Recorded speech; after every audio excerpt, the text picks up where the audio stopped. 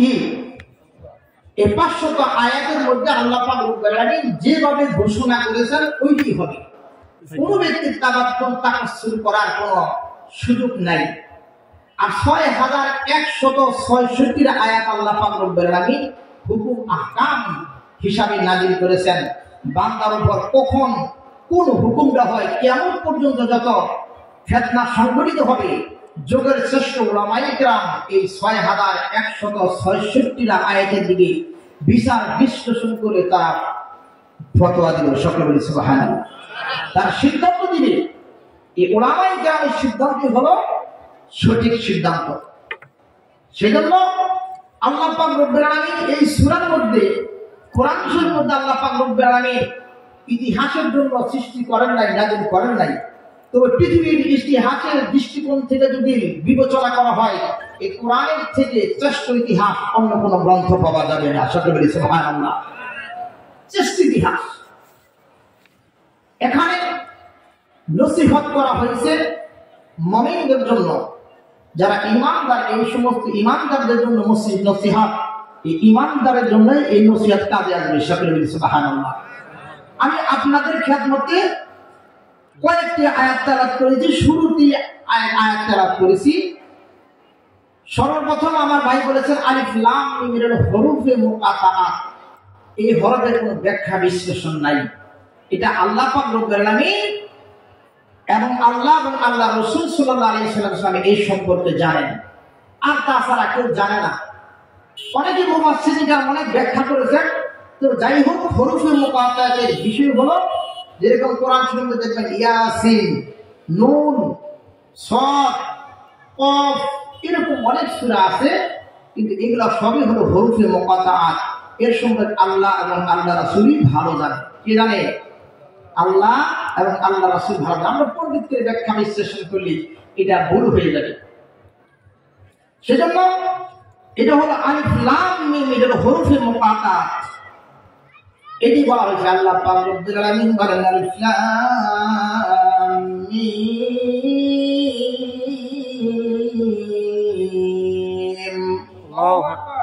এটা হলো আলিফ লাম মিম হুরুফে মুকাতাআত। এই সম্পর্কে আল্লাহ পাক রব্বুল আলামিন ভালো জানেন। লা রাইবা ফি, এটা এমন একটা কিতাব এখানে কোনো সন্দেহের অবকাশ নাই। সকলে বলি সুবহানাল্লাহ। সন্দেহ তো দূরের কথা, সন্দেহের অবকাশও নাই। মক্কার কাফির মুশরিকরা এই কোরআন শরীফের মধ্যে একটা সূরাও তারা বানাইতে পারে নাই। আল্লাহ রাসূল চ্যালেঞ্জ করছিল, ও মক্কার কাফেররা।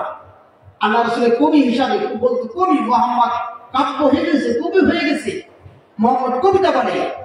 আল্লাহ রাসূল চ্যালেঞ্জ করেছিল, ও মক্কার কাফির মুশরিক, আমি চ্যালেঞ্জ করলাম, তোমরা আল্লাহ পাক রব্বুল আলামিনের কালামের সামনে একটা আয়াত বানায় দেখাও।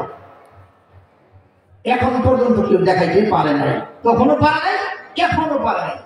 ইনশাআল্লাহ কিয়ামত পর্যন্ত পারবেও না। সকলে বলি সুবহানাল্লাহ। বর্তমান যুগ কিন্তু ডিজিটাল যুগ। কি যুগ? ডিজিটাল যুগ। সব ডিজিটাল, সব ডিজিটাল। আমরা তো যারা বাড়ি বাড়ি আছি, আমরা তো ডিজিটালের কিছু বুঝলাম না। সব ডিজিটাল। এখন দেখেন ডিজিটাল মোবাইল, খালি ডাক্তার নেই, আগে টিপছে, এখন ডাক্তার নেই, খালি ডিজিটাল মোবাইল নেই। এবং আল্লাহ পাক রব্বুল আলামিন এই কোরআন নাযিল করার পরে এখন ডিজিটাল আসছে, পরে ডিজিটাল বাহারে। ডিজিটাল বাহার কতটা লাভ, এটা আল্লাহ মাহমুদ ভালো জানে, আমরা বলতে পারবো না। এই ডিজিটাল যুগেও কোরআন কিন্তু সেই ডিজিটালই আছে। সকলে বলি সুবহানাল্লাহ। কোরআনে কোনো পরিবর্তন হয়েছে? আমাদের দেশে যখন বাংলাদেশে যখন সরকার আসলো, সময় ঘড়ির কাটাকে 1 ঘন্টা বাড়া দিয়েছে। জানেন কি? 8টার মধ্যে 9টা বেজে গেছে। কি বেজে গেছে? 8টার মধ্যে 9টা বেজে গেছে। আমি ঢাকা বাড়ি যারা যখন করি, আমি একটু অফিসে গেছি, আমি তো 9টা শুনতেছি, দেখি যে 10টা বেজে গেছে। আমি কি ব্যাপার, কয়জন বুঝলে আমি লেট করে এসেছি। আমি ভাই, আমি লেট করে আসিনি। জানেন না এখন ডিজিটাল যুগ, ঘড়ির কাটা 1 ঘন্টা আগে দেওয়া হয়েছে। আল্লাহ, ওরা তার বুঝি নেই যখন। এই তো ডিজিটাল। আর এখন ডিজিটাল, মেয়েরাও ডিজিটাল হয়ে গেছে, আমরা ছেলেরাও ডিজিটাল হয়ে গেছে। খালি ডিজিটাল ওইটাই আমরা যারা মুরব্বী আছি তারা কাজী করি। ডিজিটাল আমার চাই ঢাকা যাবেন বুটালিকান গার্ডেনে যাবেন, রমনা বাঁকে যাবেন, দেখবেন ডিজিটাল গাড়ি বয় একজনের কোলের মধ্যে আরেকজন শুয়ে রয়েছে। মনে হয় কত দিনের পরিচয়, কত যে পরিচয়, আসলে একজন আরেকজনের চিনেই না। এই তো হলো ডিজিটাল। যাই হোক, এই ডিজিটাল যুগে কোরআন কিন্তু সেই কোরআনই আছে, কোনো পরিবর্তন হয় নাই। সেই কথা বলা হয়েছে লা রাইবা ফি, এটা হলো এই কোরআনের মধ্যে কোনো সন্দেহ নাই, সন্দেহের অবকাশ নাই। সকলে বলি সুবহানাল্লাহ। আল্লাহ রাব্বুল আলামিন বলেন কোরআন শরীফের মধ্যে, আল্লাহ রাব্বুল আলামিন বলেন হুদাল লিল মুত্তাকিন, এই কোরআনটা হলো মুত্তাকিনদের জন্য, হেদায়েত প্রাপ্তের জন্য। হুদাল লিল মুত্তাকিন, আল্লাহ পাক রব্বুল আলামিন ঘোষণা করেছেন তারাই হলো মুত্তাকিন, যারা আল্লাহ পাক রব্বুল আলামিনের উপর, এই কোরআনের উপর আমল করেছে। আল্লাহ পাক রব্বুল আলামিন বলেন হুদাল লিল মুত্তাকিন, মুত্তাকিনরাই হলো একমাত্র হেদায়েত প্রাপ্ত। সকলে বলি সুবহানাল্লাহ। আল্লাহ পাক রব্বুল আলামিন বলেন মুত্তাকিন কাকে বলা হয়, মুত্তাকিন কাদেরকে বলা হয়। এখানে আল্লাহ পাক রব্বুল আলামিন মুত্তাকিনদের জন্য একটা নয় দুইটা নয়, আল্লাহ পাক রব্বুল আলামিন মুত্তাকিনদের জন্য 6টা গুণ বর্ণনা করেছেন। কয়টা গুণ? কয়টা গুণ? আল্লাহ পাক রব্বুল আলামিন যদি আমাকে তৌফিক দান করেন, আমি এই 6টা গুণের উপর আলোচনা করি, আমি আপনাদের কাছ থেকে বিদায় নেব। আপনারা শেষ থাকবেন তো শেষ করুন ইনশাআল্লাহ। এই 6টার উপরে আমি আলোচনা করব, আর তাছাড়া আমি অন্য কোথায় যাব না। এখন আসে মুত্তাকিন কাদেরকে বলা হয়। আল্লাহ পাক রব্বুল আলামিন শুরুতে ঘোষণা করেছেন হুদাল লিল মুত্তাকিন, মুত্তাকিন একমাত্র হেদায়েতের উপর রয়েছে।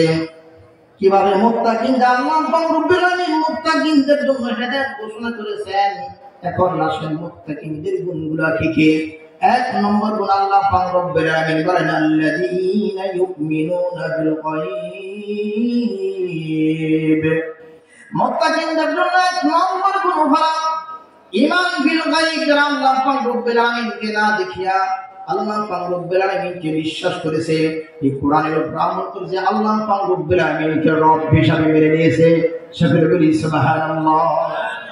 আল্লাহ পাক রব্বুল আলামিনকে দেখে নাই, আল্লাহ পাক রব্বুল আলামিনের কথা শ্রবণ করিয়া, আল্লাহ পাক রব্বুল আলামিনকে বিশ্বাস করিয়া, আসমানের মালিক একজন, জমিনের মালিক একজন, ঈমান বিল গায়ব, আল্লাহ পাক রব্বুল আলামিনকে না দেখে যারা ঈমান এনেছে, এটা হলো ঈমানদারের জন্য, মুত্তাকিনদের জন্য 1 নম্বর গুণ। সকলে বলি সুবহানাল্লাহ।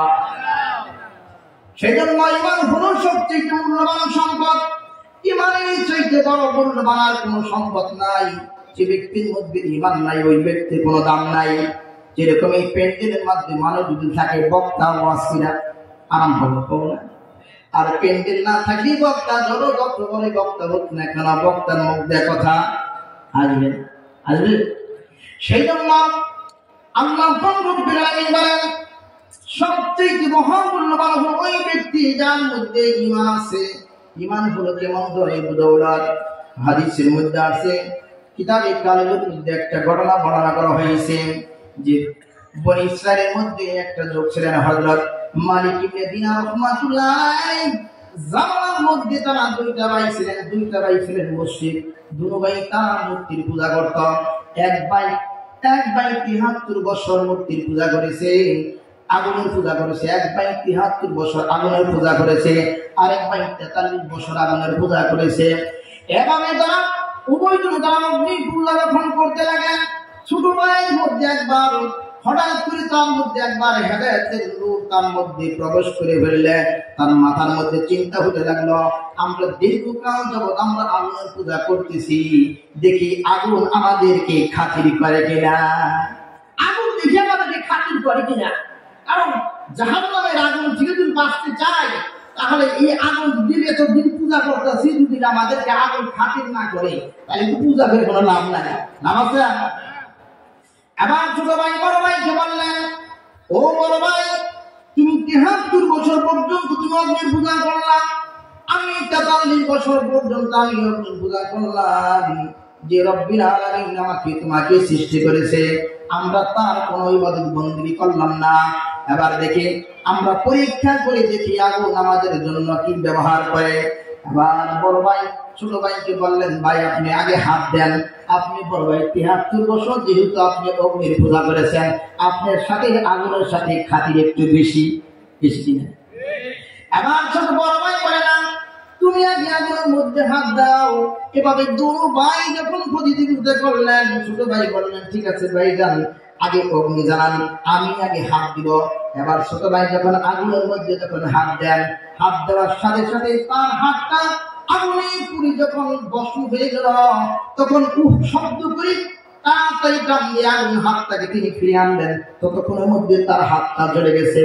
এবার ছোট ভাই বললেন, বড় ভাই আমি 73 বছর পর্যন্ত আগুনের পূজা করলেন, আমি 43 বছর পর্যন্ত আগুনের পূজা করলাম, কিন্তু আগুন তো আমাকে কোনো খাতির করলো না, আমার হাতটা তো জ্বালিয়ে দিয়েছে। আমার মনে হয় এই আগুন আমাদের কোনো উপকার করতে পারবে না। ভাই আপনি আগুনের পূজা করতে পারেন, আমি আর আগুনের পূজা করব না, আমি ওই সত্তার পূজা করব যিনি আসমান তৈরি করেছেন, জমিন তৈরি করে দিয়েছেন। আমি এই অগ্নির পূজা করব না। তারা ওই ভাই সিদ্ধান্ত নিলে কি করা যায়? যুগের শ্রেষ্ঠ সবচেয়ে বড় আলেম মালিক ইবনে দিনার রাহমাতুল্লাহ আলাইহি অমুক একটা গ্রামের মধ্যে থাকে, চলেন আমরা তার কাছে যাই। বিশাল ময়দান পাড়িয়ে যখন তারা উভয় ভাই যখন ওই মালিক ইবনে দিনার রাহমাতুল্লাহ আলাইহি খোঁজে যখন রওনা হয়ে গেছেন, আবার বড় ভাই বলল, ঠিক আছে তুই যা, যেহেতু আমার জীবনের বেশি অংশটা আমার অগ্নি পূজার মধ্যে কেটে গেছে, আমি এই ইসলাম ধর্ম গ্রহণ করি, আমি আমার বাপ দাদার ধর্মের মধ্যে চুনকারি লাগাইতে পারি না, কাজে আমি ইসলাম গ্রহণ করবো না, তুই যা, তুই ইসলাম গ্রহণ কর। ছোট ভাই বড় ভাইকে বলে, ভাই হেদায়েত যদি কপালে না থাকে ভাই, আমি যতই বলি আপনার হেদায়েত হবে না। আল্লাহ পাক রব্বুল আলামিন বলেছেন, ওয়া মান ইউদ্রিল্লাহু ফালা হাদিয়া লাহু। আল্লাহ পাক রব্বুল আলামিন যাকে পথভ্রষ্ট করতে চান, ওই ব্যক্তিকে কখনো কেউ হেদায়েত করতে পারবে না। সেই জন্য বড় ভাই চলে গেলেন, ছোট ভাই তার পরিবর্তন নিয়ে মালিক ইবনে দিনার রাহমাতুল্লাহ আলাইহির কাছে যখন চলে গেলেন, চলে যাওয়ার পর তখন তারা মালিক ইবনে দিনার রাহমাতুল্লাহ আলাইহিকে পাইলেন একটা গ্রামের মধ্যে তিনি ওয়াজ নসিহত করতেছেন। আবার ওয়াজ নসিহত শেষে মালিক ইবনে দিনার রাহমাতুল্লাহ আলাইহি তার কাছে গিয়ে বললেন, ভাও হুজুর আমি তো ইসলাম গ্রহণ করতে চাই, এই কারণে আমি ইসলাম গ্রহণ করতে চাই, আমি 43 বছর পর্যন্ত অগ্নির পূজা করেছি। মালিক ইবনে দিনার রাহমাতুল্লাহ আলাইহি তাদেরকে তওবা করে কালেমা পড়িয়ে তাদেরকে মুসলমান বানিয়ে দিলেন। মুসলমান বানিয়ে দেওয়ার পর মালিক ইবনে দিনার রাহমাতুল্লাহ আলাইহি বলেন, তোমরা নব মুসলিম, তোমাদের জন্য কিছু টাকা পয়সা আমি তোমাদের জন্য তুলে দেই। তখন বললেন, না হুজুর আমাদের টাকা পয়সার কোনো প্রয়োজন নাই, আমরা তাওয়াক্কালতু আলাল্লাহ, আল্লাহর উপর আমরা তাওয়াক্কুল করি। এবার মালিক ইবনে দিনার রাহমাতুল্লাহ আলাইহি তখন তারা মালিক ইবনে দিনার রাহমাতুল্লাহ আলাইহি থেকে যখন প্রত্যাবর্তন করলেন, বসরা শহরের মধ্যে বিশাল একটা ময়দানের মধ্যে ছোট একটা কুঠির ঘর, যে ঘরের মধ্যে কোনো মানুষ থাকে না। এবার ওই ব্যক্তি ওই কুঠির ঘরের মধ্যে প্রবেশ করলেন। প্রবেশ করার পর তার স্ত্রী বললেন, ও স্বামী, আমরা নব মুসলিম, আমাদের কাছে তো কোনো টাকা নাই, পয়সা নাই, আপনি বাজার যান, কিছু কাজ করেন, কাজ করে আমাদের জন্য কিছু খাদ্য ক্রয় করে নিয়ে আসেন। এবার দেখা যায় ওই ব্যক্তি বাজারে গেলেন, বাজারে যাওয়ার পর তাকে কেউ কোনো কাজে নিল না, কাজে না নেওয়ার পর তিনি বাড়িতে চলে আসলেন। স্ত্রী বললেন, কি ব্যাপার আপনি খালি হাতে আসলেন? তখন বললেন, মানুষ আমাকে কাজে নেয় নাই। পরের দিন যখন আবার বাজারে গেলেন, বাজারে যাওয়ার পর কেউ তাকে কাজে নেয় না, কাজে না নেওয়ার কারণে তিনি একটা কুঠির ঘরের মধ্যে তিনি প্রবেশ করলেন। প্রবেশ করার পর তিনি আল্লাহ রব্বুল আলামিনের ইবাদত বন্দেগী শুরু করে দিলেন। সকাল থেকে দুপুর পর্যন্ত, জোহর থেকে আসর পর্যন্ত, আসর থেকে মাগরিব পর্যন্ত সর্বদাই তিনি আল্লাহ রব্বুল আলামিনের ইবাদত বন্দেগী করতে লাগলেন। সন্ধ্যাবেলা যখন আসলেন, আসার পর বললেন, ও স্বামী, আপনার কাছে আটা চাউলের কি প্রয়োজন? আটা চাল কোথায়? আপনি আমাদের জন্য খাদ্য কেন আনেন নাই?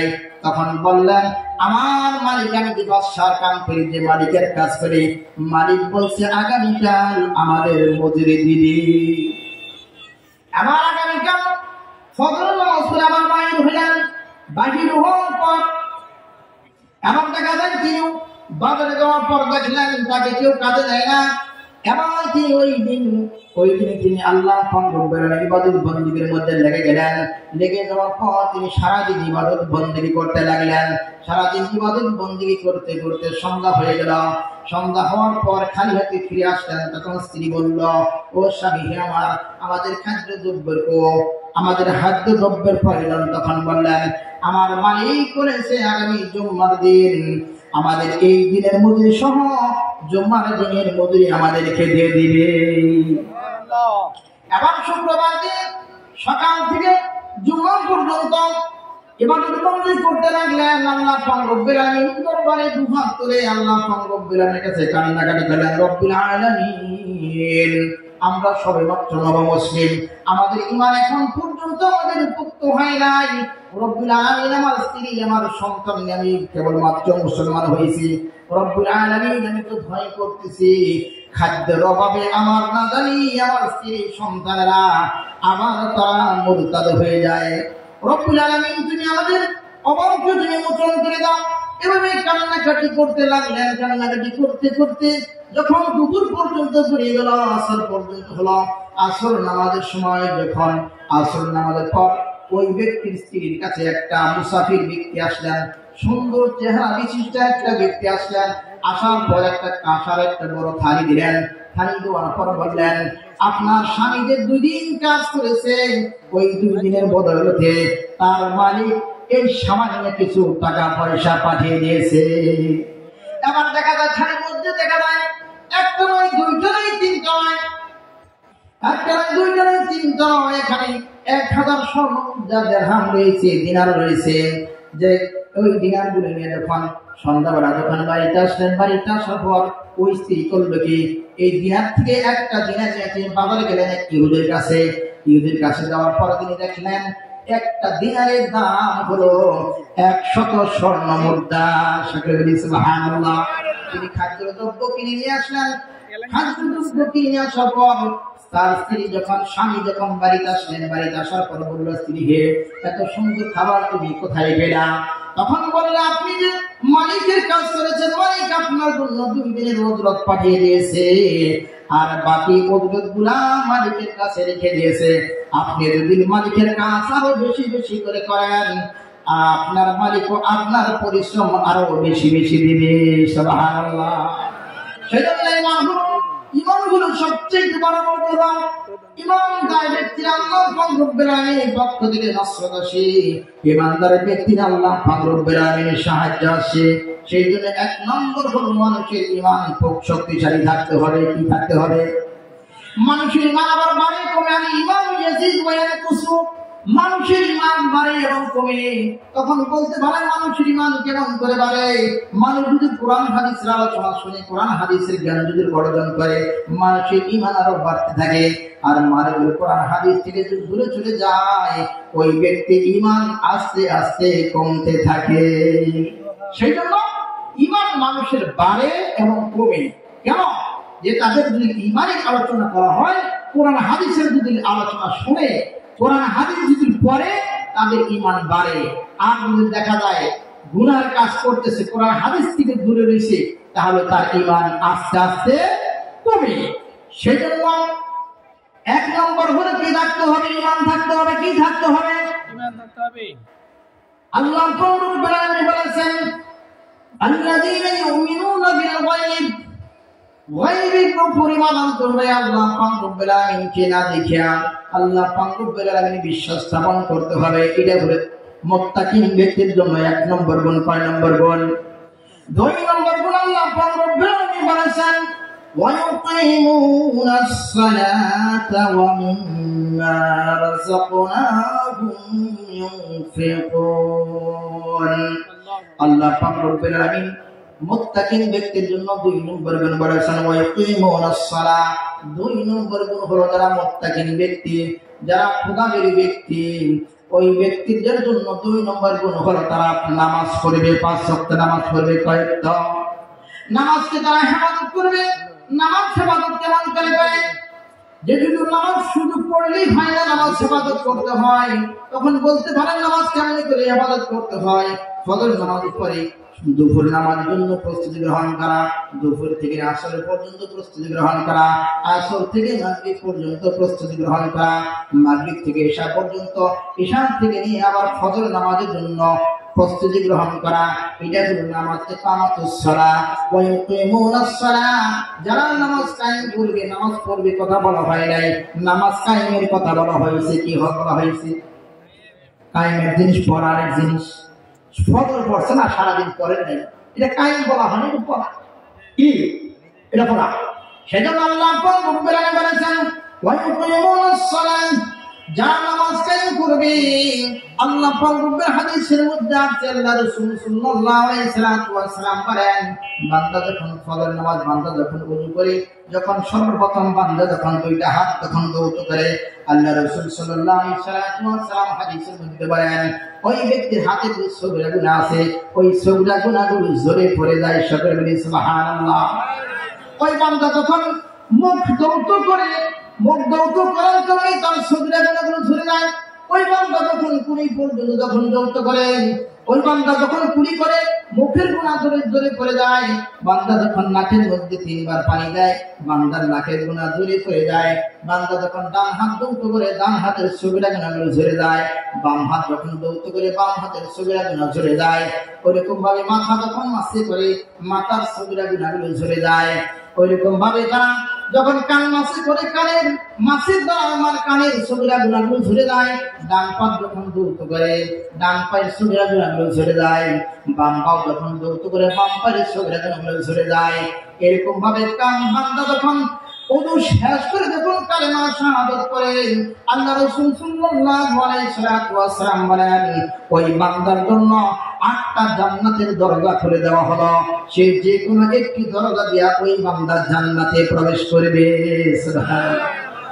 ওই বান্দা যখন ওযু করে, যখন প্রত্যেক পদরে যখন ওযু করে, যখন মসজিদের মধ্যে যায়, মসজিদে যাওয়ার কারণে আল্লাহ রাসূল বলেন, ওই ব্যক্তির জন্য 10টা সগীরা গুনাহগুলো জুলুম মাফ করে দেওয়া হয় এবং 10টা আমলনামায় তার জন্য নেকি লিখে দেওয়া হয়। বান্দা যখন মসজিদে গিয়ে যখন ফজরের নামাজ যখন আদায় করে, আল্লাহু আকবার বলে, তাকবীর যখন দেয়, তাকবীর দেওয়ার পরে আল্লাহ পাক রব্বুল আলামিন হাদিসে জিবরাইলের মধ্যে আছে, আল্লাহ পাক রব্বুল আলামিন বলেন, এই বান্দা ঘোষণা করেছে আল্লাহু আকবার, আমি সবচেয়ে বড়, আমি সবচেয়ে বড়, আমি রব্বুল আলামিন সবচেয়ে বড়। পৃথিবীর জমিনের মধ্যে আর কোন ব্যক্তিকে বড়ত্ব ঘোষণা করে নাই। ও ফেরেশতারা তোমরা সাক্ষী দেখো, বান্দা আমার বড়ত্ব ঘোষণা করেছে। এই বান্দা তোমরা সাক্ষী থাকো, বান্দার জিন্দেগীর গুনাহগুলি আমি মাফ করে দিলাম। সকলে বলি সুবহানাল্লাহ। ফজর নামাজ পড়ে যখন বান্দা যখন বাহির হয়, ফজর থেকে জোহর পর্যন্ত যখন সগীরা গুনাহ হয়, জোহরের নামাজ পড়ার কারণে আল্লাহ পাক রব্বুল আলামিন সগীরা গুনাহগুলো মাফ করে দেয়। জোহর থেকে নিয়ে আসর নামাজ পড়ার কারণে আসর নামাজের মাঝখানে যে সগীরা গুনাহ হয়, এই সগীরা গুনাহগুলো আল্লাহ মাফ করে দেয়। আসর থেকে মাগরিব পর্যন্ত, মাগরিব থেকে ঈশা পর্যন্ত, আবার বান্দা যখন ঈশার নামাজ পড়ে, যখন বান্দা যখন বাড়িতে যখন প্রত্যাবর্তন করে, আর বান্দা এই নিয়ত করে আগামীকাল ফজর নামাজ পড়ব, আল্লাহ রাসূল বলেন, বান্দা সারা রাত নফল নামাজ পড়লে যে পরিমাণ সওয়াব, তার আমলনামায় রব্বুল আলামিন ওই রকম সওয়াব লিখে দেয়। তাহলে নামাজ পড়লে কি লাভ না ক্ষতি? লাভ না ক্ষতি? হাদিসের মধ্যে আছে, হযরত সালমান ফারসি রাদিয়াল্লাহু তাআলা আনহু, আল্লাহ রাসূল সাল্লাল্লাহু আলাইহি ওয়াসাল্লামের ইরশাদে কোথায় যাইতেছেন? আল্লাহ রাসূল সাল্লাল্লাহু আলাইহি ওয়াসাল্লাম প্রচন্ড শীতের দিনে, শীতের দিন যখন একটা বাগানের কাল দিয়ে যাইতেছেন, একটা শুকনা গাছের ডানার মধ্যে আল্লাহ রাসূল ধরে ঝাড়া দিলেন। ঝাড়া দেওয়ার পরে সালমানকে বললেন, ও সালমান, তুমি আমাকে প্রশ্ন করলা না কেন? আমি এই কাজ কেন করলাম? তখন সালমান ফারসি বলেন, ইয়া রাসূলুল্লাহ, ইয়া হাবিবাল্লাহ, আপনি এই কাজ কেন করলেন? আল্লাহ রাসূল সাল্লাল্লাহু আলাইহি ওয়াসাল্লাম বললেন, ও সালমান, তুমি সাক্ষী থাকো, আমার উম্মতকে জানিয়ে দাও, আমার কোন উম্মত যদি 5 ওয়াক্ত নামাজ পড়ে, যেরকম ভাবে শুকনা লাকড়িগুলা শুকনা গাছের ডালার থেকে পাতাগুলো ঝরঝর করে ঝরে যায়, আমার কোন বান্দা যদি 5 ওয়াক্ত নামাজ পড়ে, আমি রব্বুল আলামিন ঘোষণা করেছেন ওই ব্যক্তির জন্য এরকম ভাবে গুনাহগুলো ঝরঝর করে ঝরে যায়। সকলে বলি সুবহানাল্লাহ। হযরত সালমান ফারসি রাদিয়াল্লাহু তাআলা তার সাথে সঙ্গীদেরকে নিয়ে ওইরকম ভাবে কোথায় সফর যাইতেছেন, যাওয়ার পর সালমান ফারসি রাদিয়াল্লাহু তাআলা আল্লাহ রাসূলের মতো এরকম ভাবে শুকনো একটা ডাল জোরে একটা ঝাঁকি দিলেন, ঝাঁকি দেওয়ার কারণে সমস্ত পাতাগুলো ঝরঝর করে ঝরে যায়। তখন তার সাথীকে জিজ্ঞাসা করলেন, ও আমার সাথী, আপনারা কেন প্রশ্ন করলেন না আমি এই কাজ কেন করলাম? তখন বললেন, ভাই সালমান, আপনি এই কাজ কেন করলেন? সালমান ফারসি রাদিয়াল্লাহু তাআলা বলেন, হাকাযা রাসূলুল্লাহ সাল্লাল্লাহু আলাইহি ওয়াসাল্লাম, আমি একদিন আল্লাহ রাসূল সাল্লাল্লাহু আলাইহি ওয়াসাল্লামের সাথে ছিলাম। আল্লাহ রাসূল সাল্লাল্লাহু আলাইহি ওয়াসাল্লাম এইরকম ভাবে শুকনা গাছের ডালাটা ঝাঁকা দেওয়ার সাথে সাথে পাতাগুলো ঝরঝর করে ঝরে যায়। আল্লাহ রাসূল বলেছেন, আমার কোন উম্মত যদি 5 ওয়াক্ত নামাজ পড়ে, আল্লাহ পাক রব্বুল আলামিন ওই বান্দার এরকম ভাবে গুনাহগুলো ঝরঝর করে ঝরে যায়।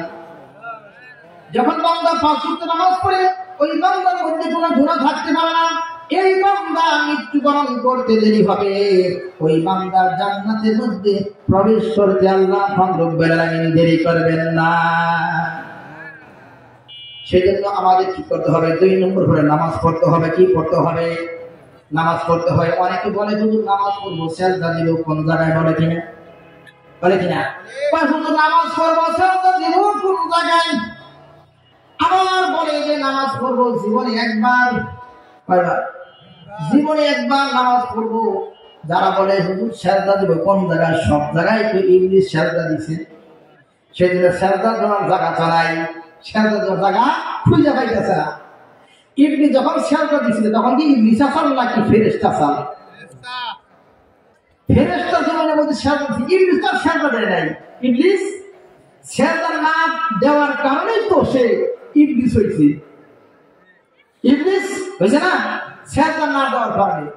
একদিন ইবলিস শয়তান মুসা আলাইহিস সালামের সাথে সাক্ষাৎ, আল্লাহর নবী মুসা আলাইহিস সালামের সাথে সাক্ষাৎ। মুসা আলাইহিস সালাম আল্লাহর সাথে কথোপকথনের জন্য তুর পাহাড়ে যাইতেছে, কথা বলবো আল্লাহর কাছে। তখন ইবলিস বলতেছে, ও আল্লাহর নবী মুসা, আপনি তো ওই আল্লাহর সাথে সাক্ষাৎ হয়, কথা বলেন, আমি আল্লাহর কাছে যে বলবেন আমি তো তওবা করতে চাই, তাহলে কি আমার গুনাহ মাফ হবে কিনা? আমার গুনাহ মাফ হবে কিনা? আমি তওবা করতে চাই, এটা আল্লাহ পাক রব্বুল কাছে জিজ্ঞাসা করবেন। তখন মুসা আলাইহিস সালাম মনে মনে ধারণা করলেন, যদি ইবলিস তওবা করে ফেলে তাহলে পৃথিবীর মধ্যে খারাপ কাজ করলে ওরা মানুষ আর খুঁজে পাওয়া যাবে না, সব আল্লাহ হয়ে যাবে, সব জান্নাতি মানুষ হয়ে যাবে। সকলে বলি সুবহানাল্লাহ।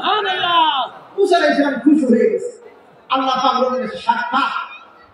তখন আল্লাহ পাক বলতেছে, ও রব্বুল আলামিন, প্রতিমধ্যে ইবলিস আমাকে একটা কথা বলেছে, রব্বুল আলামিন, ইবলিস শয়তান তওবা করতে চায়, ও রব্বুল আলামিন আপনি ইবলিসের তওবা কবুল করবেন কিনা? আল্লাহ পাক রব্বুল আলামিন বলেন, ও মুসা, ইবলিস তোমাকে ধোঁকা দিয়েছে। কি দিয়েছে? ইবলিস তোমাকে ধোঁকা দিয়েছে, কারণ ইবলিস কখনো তওবা করবে না। কারণ ইবলিস শয়তানি করার কারণে শয়তান হয়ে গেছে, মারদুদ শয়তান হয়ে গেছে। এই ইবলিস কখনো তওবা করবে না, ইবলিস তোমাকে ধোঁকা দিয়েছে। তখন মুসা আলাইহিস সালাম বললেন, রব্বুল আলামিন, ইবলিস যেহেতু তওবা করতে চাইছে, তার তওবার রাস্তাটা কি আমাকে একটু বলে দেন। আবার আল্লাহ পাক রব্বুল আলামিন বললেন, ও মুসা, ইবলিসের জন্য একটা রাস্তাই খোলা আছে, যে আদম আলাইহিস সালামকে সাজদা করার কারণে ইবলিস শয়তান হয়েছে।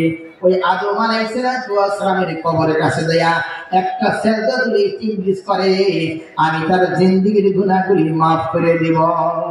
সুবহানাল্লাহ। মুসা আলাইহিস সালাম খুশি হয়ে গেলেন, মনে মনে খুশি। ইবলিস তো সাধারণ এই কাজটা করবেন, এটা তো আর ফেরত দিবেন না। এবার ইবলিসের সাথে রাস্তার মধ্যে সাক্ষাৎ, আল্লাহর নবী মুসা, আপনার সাথে আল্লাহর সাথে কথাটা কি হয়েছে, আমার কথা বলেছেন কিনা? তখন মুসা আলাইহিস সালাম বললেন, হ্যাঁ আমি আপনার কথা বলেছি, তবে একটা রাস্তা আপনার খোলা আছে। যখন ইবলিস বললেন সেই রাস্তাটা কি, তখন বললেন যে আদমকে সিজদা না করার কারণে আপনি মারদুদ হয়ে গেছেন, সেই আদমের কবরের কাছে যায় যদি একটা সিজদা দেন আপনার তওবা আল্লাহ পাক রব্বুল আলামিন কবুল করে নেবেন। এবার ইবলিস বললেন, ও মুসা তুমি কেমন করে জানলে, কেমন করে তুমি বুঝতে পারলে, ধারণা করতে পারলে আমি আদমের কবরের কাছে গিয়ে সিজদা করব? যে আদমকে আমি জীবিত অবস্থায় সিজদা করতে চাই নাই, সিজদা করি নাই, সেই আদম ময়লা মাটির সাথে পচে গেছে, এই পচা আদমকে আমি সিজদা করব না। আল্লাহ পাক রব্বুল আলামিন সাথে সাথে আয়াত নাযিল করে জানিয়ে দিলেন, ও মুসা আমি বলেছি তোমার সাথে ইবলিস ধোঁকা দিয়েছে, কাজে ইবলিস কখনো সিজদা দিবে না, তওবাও করবে না, তওবা করবে না। যাওয়ার পরে সিজদা দিব কোন জায়গায়, এরা কোন দলের মানুষ হলো, কোন দলের, ওই ইবলিসের দলের মানুষ হলো। আবার কিছু মানুষ বলে হুজুর সিজদা দেব জীবনে একবার, একবার। আমি জানি না তাদের কপালে সিজদা নসিব হবে কিনা, তারা ঈমান নসিব হবে কিনা, তারা ঈমান নিয়ে মরতে পারবে কিনা সেটা আমি জানি না। আপনাদের সম্মুখে ছোট্ট একটা আমি হাদিস বলি।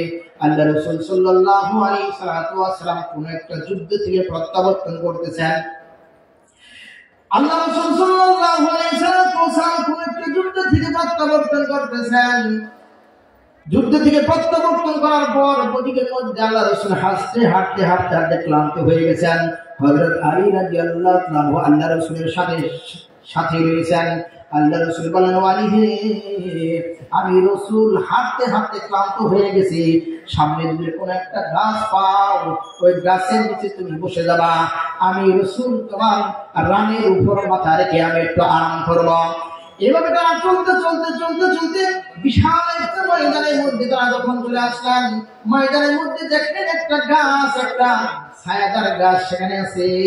আল্লাহ রাসূল সাল্লাল্লাহু আলাইহি ওয়াসাল্লাম সেখানে কাফেরদেরকে বিরতি গ্রহণ করার জন্য অনুমতি দিলেন। সমস্ত কাফেররা বিরতি গ্রহণ করলেন। বিরতি গ্রহণ করার পর সকলেই তারা ওযু করলেন, ওযু করে নামাজ পড়লেন। নামাজ পড়ার পর সকলে কিছু খানা পিনা করে সকলে আরামের জন্য একটু বিশ্রাম নিলেন। আল্লাহ রাসূল সাল্লাল্লাহু আলাইহি ওয়াসাল্লাম হযরত আলী রাদিয়াল্লাহু তাআলা রানের উপর মাথা রেখে আল্লাহ রাসূল সাল্লাল্লাহু আলাইহি ওয়াসাল্লাম যেই মাত্র মাথা রেখে একটু আরাম করতে লাগলেন, অমনি আল্লাহ রাসূল ঘুমিয়ে গেছেন। 1 ঘন্টা না 2 ঘন্টা না 3 ঘন্টা না, এইভাবে ঘুমাইতেছেন। ইতিমধ্যে আসরের সময় হয়ে গেছে, কিন্তু আল্লাহ রাসূল সাল্লাল্লাহু আলাইহি ওয়াসাল্লাম ঘুম থেকে জাগ্রত হচ্ছেন না। হযরত আলী রাদিয়াল্লাহু তাআলা পেরেশান হয়ে গেলেন।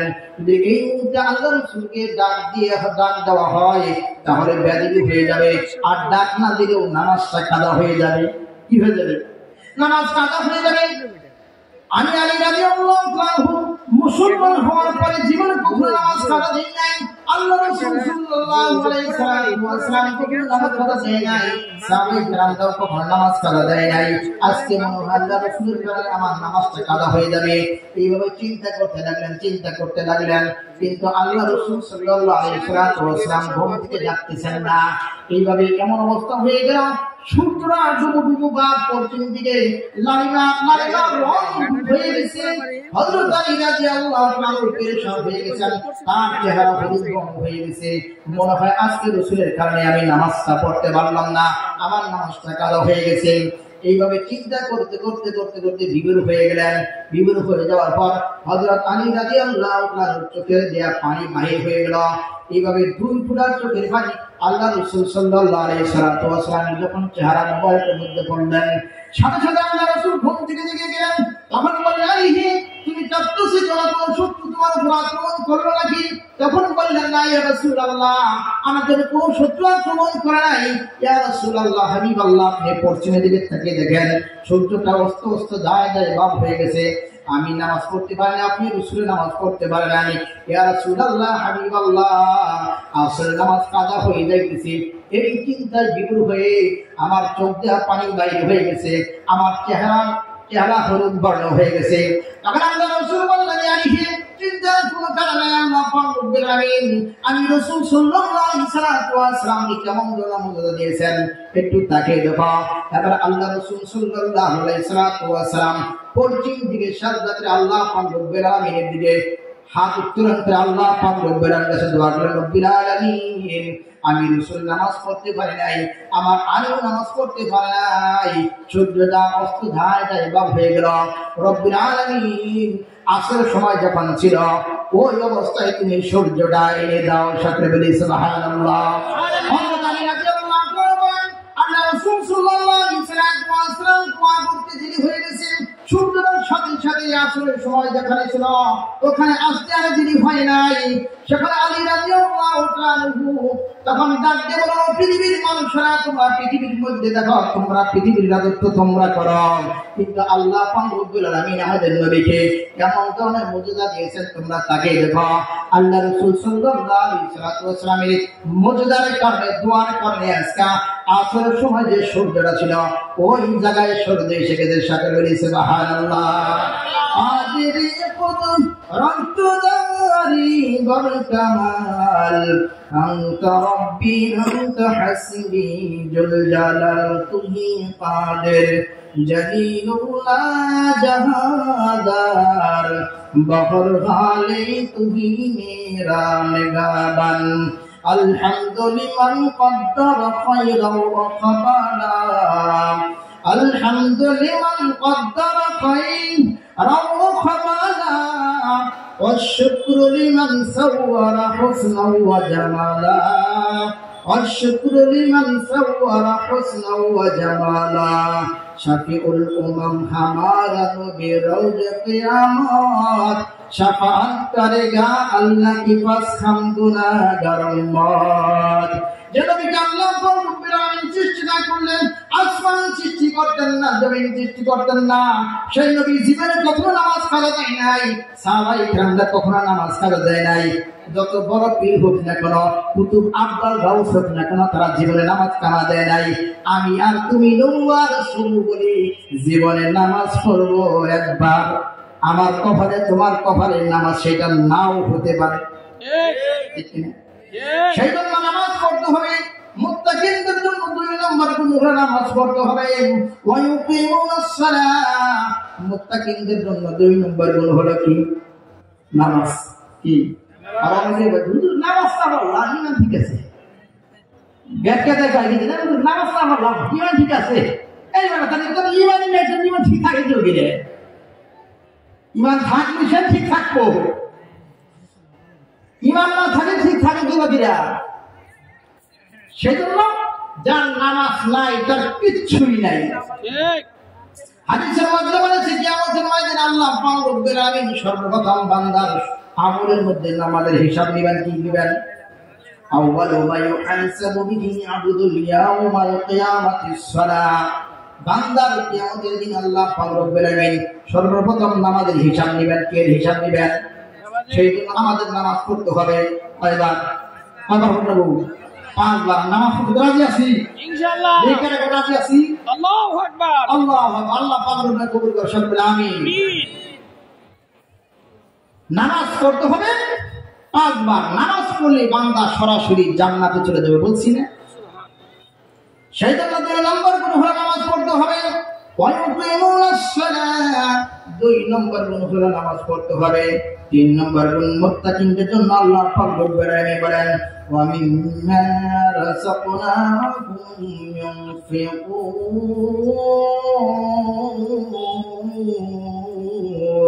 আল্লাহু আকবার।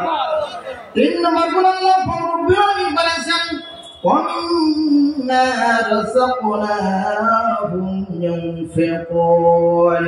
3 নম্বর গুণ হলো মুত্তাকিনদের জন্য আল্লাহ পাক রব্বুল আলামিন 3 নম্বর গুণ বর্ণনা করা হয়েছে। তোমরা ওয়া মিম্মা রাযাকনাহুম, আল্লাহর দেওয়া রিজিক থেকে, আল্লাহর দেওয়া রিজিক থেকে তোমরা এক অংশ আল্লাহর রাস্তায় খরচ করে দিবে। আশা করি বলি সুবহানাল্লাহ। আল্লাহর রাস্তায় খরচ করতে হবে, এক অংশ আল্লাহ পাক রব্বুল আলামিন খরচ করতে হবে, আল্লাহর রাস্তায় খরচ করতে হবে। সেই খরচটা এখানে হাদিসের মধ্যে আছে সেই খরচ মিম্মা রাযাকনাহুম ইউনফিকুন, এক অংশ আল্লাহর রাস্তায় খরচ করবা। কেমন করে খরচ করবা? যে এক অংশ এরকম ভাবে খরচ করবা, আল্লাহর দেওয়ার মালের মধ্যে থেকে তোমরা খরচ করবা, কিছু দান খরচ করবা, সদকা দিবা। কি দিবে? কিছু সদকা দিবা। ফরজ যাকাত থাকে, যাকাত দিবা। এরকম ভাবে মালের মধ্যে হজ থাকে, যদি হজ করবে, এরকম ভাবে তোমরা একটা অংশ আল্লাহ পাক রব্বুল আলামিনের রাস্তায় তোমরা খরচ করবা। আল্লাহ পাক রব্বুল আলামিন বান্দাকে মাল এবং সন্তান দিয়ে বান্দাকে আল্লাহ পাক রব্বুল আলামিন পুরস্কার পরীক্ষা করেন। ওয়ালা ইয়াবলুওয়ান্নাকুম বিশাইইন মিনাল খাউফি ওয়াল জু'i ওয়া নাকসিন মিনাল আমওয়ালি ওয়াল আনফুসি ওয়াস সামারাত ওয়া বাশশিরিস সাবিরিন। আল্লাহ পাক রব্বুল আলামিন বান্দা মাল এবং সন্তান সন্ততি দিয়ে আল্লাহ পাক রব্বুল আলামিন বান্দাকে পরীক্ষা করেন। এই বান্দাকে আমি রব্বুল আলামিন সম্পদ দিলাম, বান্দাকে আমি টাকা পয়সা দিলাম, ধন দৌলত দিলাম, বান্দা দেখি আমার রাস্তায় খরচ করে কিনা। এই বান্দা যদি আল্লাহ পাক রব্বুল আলামিন রাস্তায় যদি খরচ করে, বান্দাকে আল্লাহ পাক রব্বুল আলামিন মাল আরো বাড়িয়ে দেয়। সকলে বলি সুবহানাল্লাহ। আল্লাহ পাক রব্বুল আলামিন বলেন, লা ইন শাকারতুম লা আযীদান্নাকুম ওয়া লা ইন কাফারতুম ইন্না আযাবি লাশাদীদ। আল্লাহ পাক রব্বুল আলামিন বলেন, যে বান্দা আমার দেওয়া নিয়ামত পাইয়া বান্দা যখন শুকরিয়া জ্ঞাপন করে, আমি রব্বুল আলামিন ওই বান্দার মাল দৌলত বাড়িয়ে দেই। সকলে বলি সুবহানাল্লাহ। হাদিসের মধ্যে আছে আল্লাহ পাক রব্বুল আলামিন তিনজন ব্যক্তিকে আল্লাহ পাক রব্বুল আলামিন পরীক্ষা করলেন। আল্লাহ পাক রব্বুল আলামিন তিনজন ব্যক্তিকে মাল দিয়ে পরীক্ষা করলেন।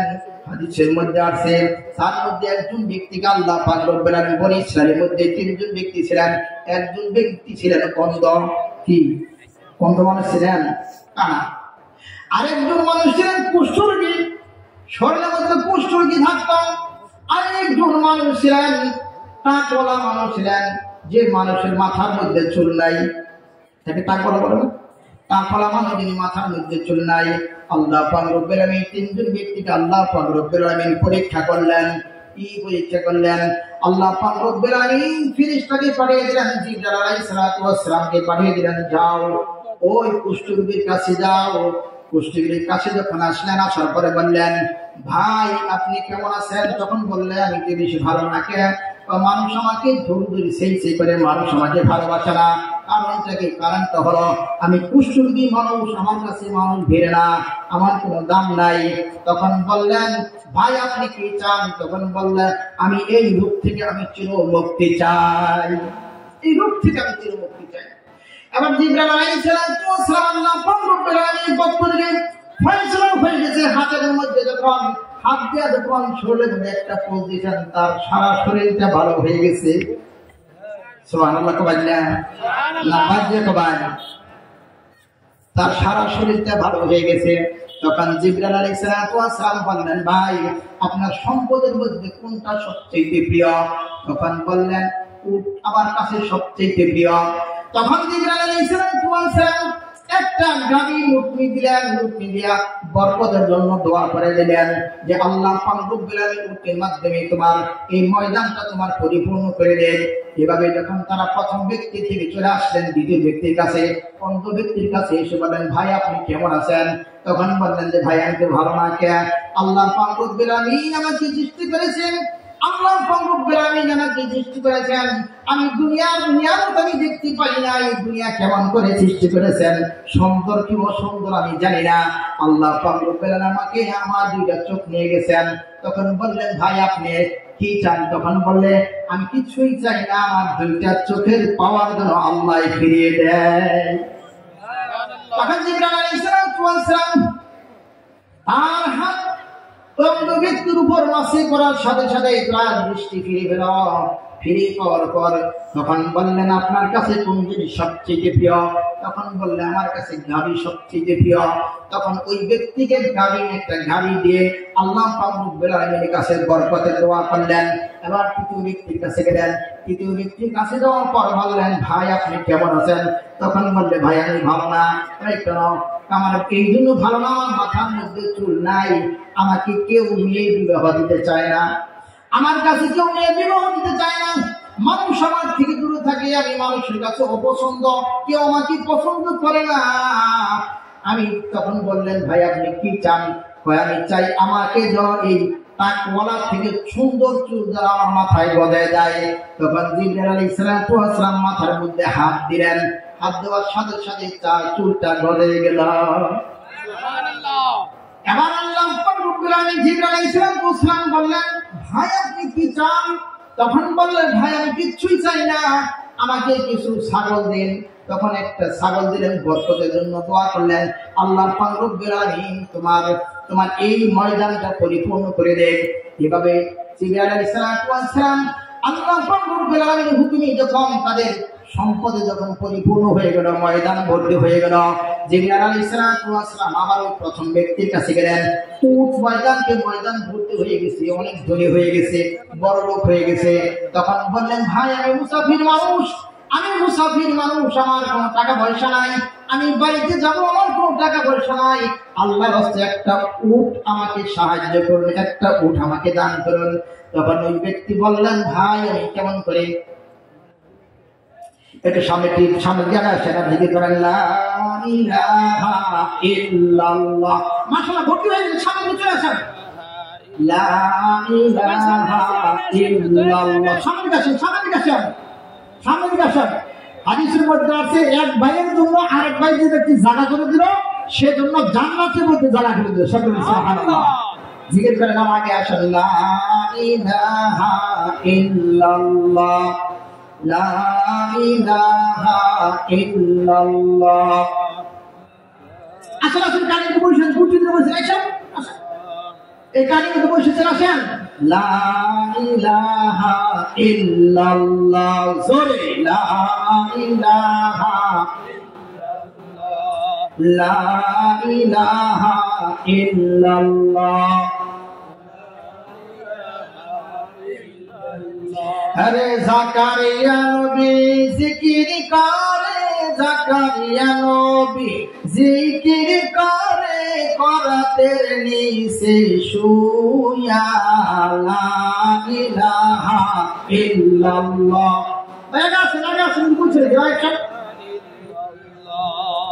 লা ইলাহা ইল্লাল্লাহ। হরে ইব্রাহিম নবী জিকির করে, ইব্রাহিম নবী জিকির করে, অগ্নি কুণ্ডে পড়িয়া, লা ইলাহা ইল্লাল্লাহ,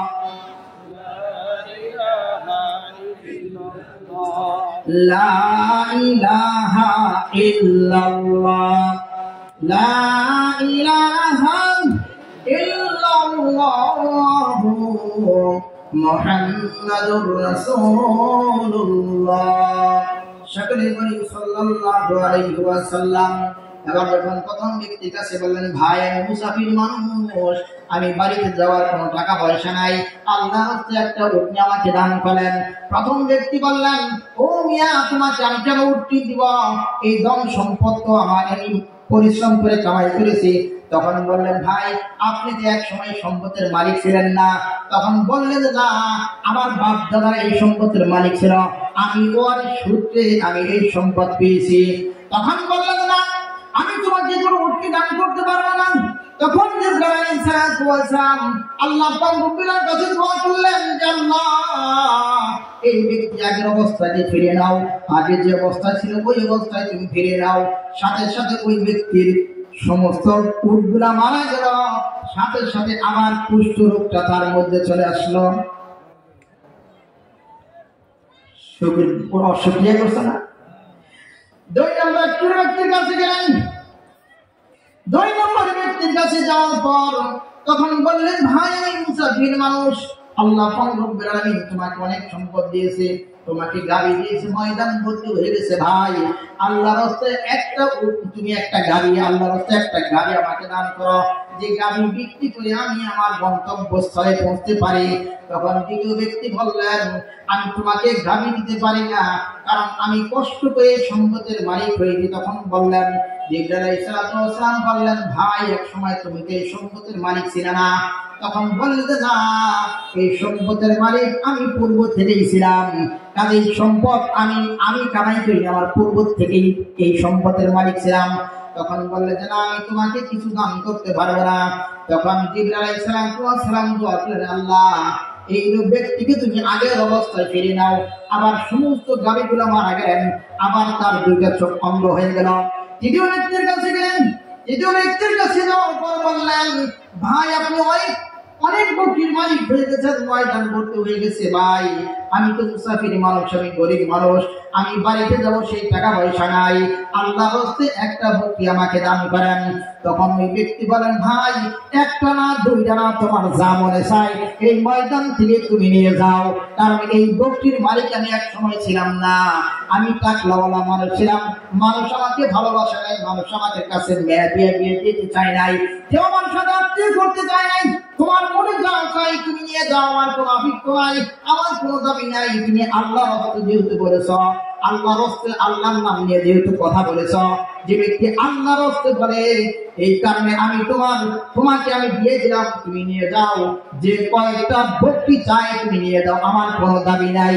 জিবরাইল আলাইহিস সালাম বললেন, ভাই রাখো তোমার বকরি, তোমার কাছে রাখো, আমি সাধারণত একজন পরীক্ষা করার জন্য আমি তোমার কাছে আসছিলাম, এই তিনজন ব্যক্তির কাছে আমি পরীক্ষার জন্য আসছি, একমাত্র তুমি পরীক্ষায় পাশ করেছ। আল্লাহর দেওয়া মাল আল্লাহর রাস্তায় খরচ করতে হবে, সেই কথা আল্লাহ পাক রব্বুল বলেছেন, ওয়ান্না রাযাকনাহুম ইউনফিকুন। আল্লাহু আকবার। আল্লাহর দেওয়া মাল আল্লাহর রাস্তায় এক অংশ খরচ করবা। কয় অংশ? সবটি দিয়ে দিবার পারি নিয়ে, সবটি নিয়ে। যাকাতের অংশ হচ্ছে 40 ভাগের 1 ভাগ। আর যখন মসজিদ মাদ্রাসা থেকে চায়, আপনি মনে করেন যে দানের সঙ্গে যা দিলেন, ঠিক আছে না? ফকির আসলে কিছু দান খরচ করলেন, খাবার চালিয়ে যদি খাবার দিলেন, সামান্য কিছু, অনির্মাণ যাকনাহুম ইউনফিকুন, খরচ করো, সামান্য যা দাও আল্লাহর রাস্তায় খরচ করতে হবে। কি করতে হবে? 3 নম্বর গুণ হলো আল্লাহর রাস্তায় খরচ করতে হবে। 4 নম্বর গুণ হলো আল্লাযীনা ইউমিনুনা বিমা উনজিলা ইলাইকা ওয়া মা উনজিলা মিন ক্বাবলিক ওয়া বিল আখিরাতি হুম ইউকিনুন। আল্লাহু আকবার। ইমানদার মুত্তাকিনদের জন্য 4 নম্বর গুণ হলো আল্লাযীনা ইউমিনুনা বিমা উনজিলা ইলাইকা। 4 নম্বর গুণ বর্ণনা করা হয়েছে আমাদের নবী আলাইহিস সালাতু ওয়াস সালামের উপর, আমাদের নবীর উপর যে কোরআন অবতীর্ণ হয়েছে, হে রাসূল আপনার উপর যে কোরআন অবতীর্ণ করেছি, এই কোরআনকে যারা বিশ্বাস করবে, কোরআনকে যারা আমল করবে, এই কোরআনকে যারা আমল করবে, বিশ্বাস করবে, এরা হলো 4 নম্বর গুণ হলো মুত্তাকিনদের জন্য। কয় নম্বর গুণ? 4 নম্বর গুণ হলো মুত্তাকিনদের জন্য। والذين يؤمنون بما أنزل إليك وما أنزل من قبلك। হে রাসূল আপনার উপর যে কোরআন অবতীর্ণ হয়েছে, এই কোরআনের উপর রাখতে হবে, ঈমান রাখতে হবে। এটা ঈমান রাখতে হলে সর্বপ্রথম আপনি ঈমানে মুফাসসালের মধ্যে যেতে হবে। ঈমানে মুফাসসালের মধ্যে আছে আমানতু বিল্লাহি ওয়া মালাইকাতিহি। সর্বপ্রথম ঈমান আনতে হলে আল্লাহ পাক রব্বুল আলামিনের উপর ঈমান আনতে হবে। আমানতু বিল্লাহি, ঈমান আনলাম কার উপর? বলেন দেখি, আল্লাহর উপর। কার উপর? আল্লাহর উপর। আমানতু বিল্লাহি ওয়া মালাইকাতিহি। 2 নম্বর গুণ হলো ঈমানদারের 2 নম্বর গুণ হলো ফেরেশতাদের উপর ঈমান আনতে হবে। তার উপর ওয়া মালাইকাতিহি ওয়া কুতুবিহি। 3 নম্বর গুণ হলো আল্লাহ পাক রব্বুল আলামিন রাসূল সাল্লাল্লাহু আলাইহি ওয়াসাল্লামের যে কিতাব ছিল, এই কিতাবের উপর ঈমান আনতে হবে। কি করতে হবে? সেই জন্য আল্লাহ পাক রব্বুল আলামিন বলেছেন, والذين يؤمنون بما أنزل إليك। হে রাসূল আপনার উপর যে কোরআন অবতীর্ণ করেছে, এই কোরআনের উপর যারা বিশ্বাস স্থাপন করবে, যারা ঈমান আনবে, এরা হলো মুত্তাকিনদের 4 নম্বর গুণ। والذين يؤمنون بما أنزل إليك وما أنزل من قبلك। 5 নম্বর গুণ হলো যে হে রাসূল আপনার পূর্বে যে সমস্ত নবী ছিল হযরত আদম আলাইহিস সালাতু ওয়াস সালাম থেকে নিয়ে ঈসা আলাইহিস সালাতু ওয়াস সালাম পর্যন্ত যত নবী ছিল একটা নয় দুইটা নয় তিনটা নয় 104 খানা আসমানি কিতাব কয়খানা 4 খানা আল্লাহ রাসূলের আগেও 103 খানা আছে আর শত শত সহিহ কিতাব আছে সেই জন্য এই সমস্ত সকল কিতাবের উপর ঈমান আনতে হবে এই সমস্ত কিতাবের উপর ঈমান আনলে শুধু হবে না ওয়াবিল আখিরাতি হুম ইউকিনুন আল্লাহু আকবার 6 নম্বর গুণ হলো পরকালের উপর ঈমান আনতে হবে কি কালের উপর পরকালের উপর অনেক বক্তব্য অনেকে বলে পরকাল বলতে কিছু নাই অনেকে বলে পরকাল বলতে কিছু নাই আছে যে না মৃত্যুর পর একটা জগৎ আছে সেই কথা ঈমানদারের সূরা মুফাসসালের মধ্যে বলা হয়েছে ঈমানের মুফাসসালের মধ্যে বলা হয়েছে আমানতু বিল্লাহি ওয়া মালাইকাতিহি ওয়া কুতুবিহি ওয়া রুসুলিহি ওয়াল ইয়াউমিল আখির ওয়াল কদরি ওয়াল খায়রিহি ওয়া শাররিহি মিনাল্লাহি তাআলা ওয়াল বা'সি বাদাল মাউত পরকালের পরিমাণ আনতে হবে এই দুনিয়ার জিন্দেগি না আরেকটা জিন্দেগি আছে কিনা আরেকটা জিন্দেগি আছে সেই জিন্দেগি থেকে আল্লাহ রব্বুল আলামিন ইঙ্গিত করে বলেছেন ইয়া আইয়ুহাল্লাযীনা আমানু তাকুল্লাহা হাক্কা তুকাতিহি ওয়া লা তামুতুন্না ইল্লা ওয়া আনতুম মুসলিমুন আল্লাহ রব্বুল আলামিন বলেন হে বিশ্বের মুমিন মুসলমানরা ইয়া আইয়ুহাল্লাযীনা আমানু হে ঈমানদাররা উত্তাকুল্লাহ আমি রব্বুল আলামিনকে তোমরা ভয় করো কি করো এখন প্রশ্ন করতে পারেন যে ভয় করতে হয় যিনি ডাকাতকে ভয় করতে হয় কেউ যদি বলে এই আলমনগর রাস্তার মধ্যে এই কুমিল্লা শহরের মধ্যে একটা ডাকাত আছে একটা বাঘ আছে সেই বাঘটা মাঝে মাঝে এখানে বাহির হয় আর মানুষ যখন যায় একটা মানুষ ধইরা নেয়ার খায় এই রাস্তা দিয়ে কি মানুষ যাবে বাগাই চাল্লা অনেকে কান বলে ছিঁড়ে ভালো করে বুঝছি বাগাই চাল মাইসে বেলা ভিজা নাই হাই বাগাবু আসলে না আতঙ্কিত চাল এই মাদার জানি সরাম জানি সরষা খেতে জানি হাই বাগে ভিজা খেতে আল্লাহ রব্বুল আলামিন বলেন হে মুমিনরা হে আইয়ুহাল্লাযীনা আমানু হে ঈমানদাররা আমি রব্বুল আলামিনকে তোমরা ভয় করো এখন প্রশ্ন হলো আল্লাহ রব্বুল আলামিন কেন ভয় করব আল্লাহ রব্বুল আলামিন যিনি ভয়ঙ্কর তাকে ভয় করতে হবে কিনা যিনি ডাকাত তাকে ভয় করতে হবে যদি বলে এখানে বাঘ আছে বাঘকে ভয় করতে হবে কিন্তু আল্লাহ রব্বুল আলামিনকে কেন ভয় করব এই যে আল্লাহ রব্বুল আলামিন বলেছেন ইয়া আইয়ুহান নাসুত্তাকু রাব্বাকুম ইন্নাজ জালজালাতাস সাআতি শাইউন আযীম ইয়াওমা তারাউনাহা তাযহালু কুল্লু মুরদি'াতিন আম্মা আরদা'at وتذر كل ذات حمل حملها وترى الناس سقارى وما هم بسقارى ولكن عذاب الله شديد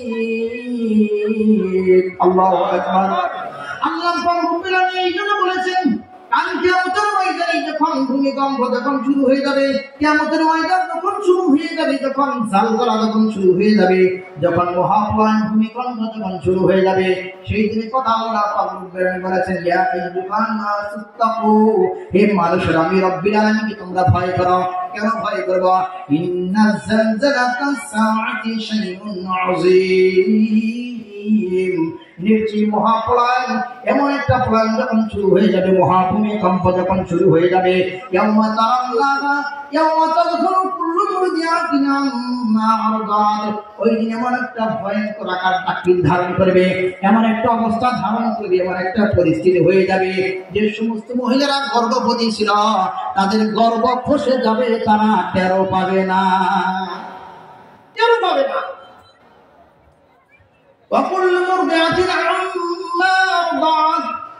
ওই সমস্ত মহিলারা যাদের সন্তানদেরকে দুধ পান করাতো নিজের স্তনে দুধ পান করাতো ওই সমস্ত সন্তানের কথা ভুলে যাবে